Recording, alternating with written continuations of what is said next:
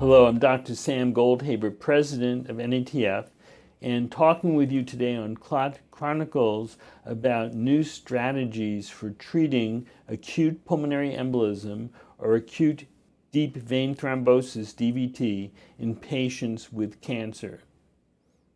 Well, traditionally, based on a study published in the New England Journal more than 15 years ago, cancer patients who develop pulmonary embolism or DVT have been treated with injectable low molecular weight heparin, either enoxaparin or dalteparin, who have the trade names Lovenox or Fragmin, rather than with traditional warfarin or other oral anticoagulants.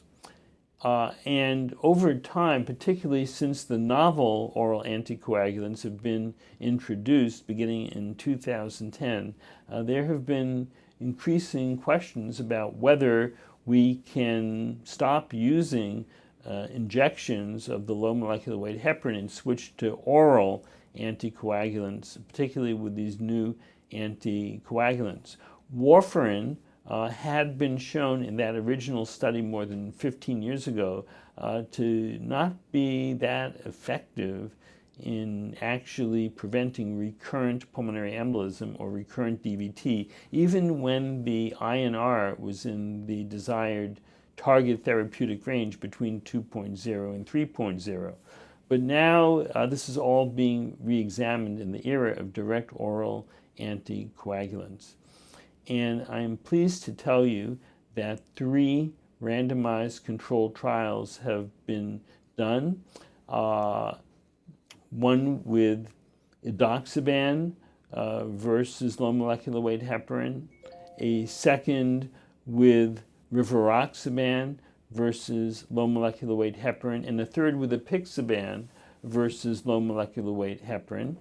And these 3 trials really come up with the same message that it's now quite acceptable to stop using low molecular weight heparin for many types of cancer patients with pulmonary embolism and DVT, and to use the direct oral anticoagulants instead. The one exception are patients who have cancers of the GI tract, probably should be sticking with low molecular weight heparin, particularly in the edoxaban study or the rivaroxaban study, because in those 2 studies there was a significantly higher rate of gastrointestinal bleeding with the direct oral anticoagulant compared with low molecular weight heparin.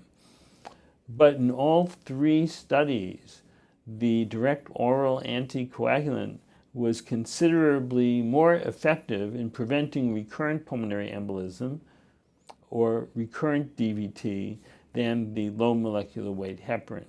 So here the bottom line is that if you or a family member or a friend has cancer and is then stricken with pulmonary embolism or DVT, the doctor managing the PE or DVT should be asked whether it's appropriate, rather than using daily low molecular weight heparin injections, to be prescribing one of these direct oral anticoagulants that have been shown in clinical trials to have more benefits than risks. Furthermore, the cancer guideline societies and the hematology guideline society are endorsing this transition from low molecular weight heparin as monotherapy over to consideration and use of the direct oral anticoagulants.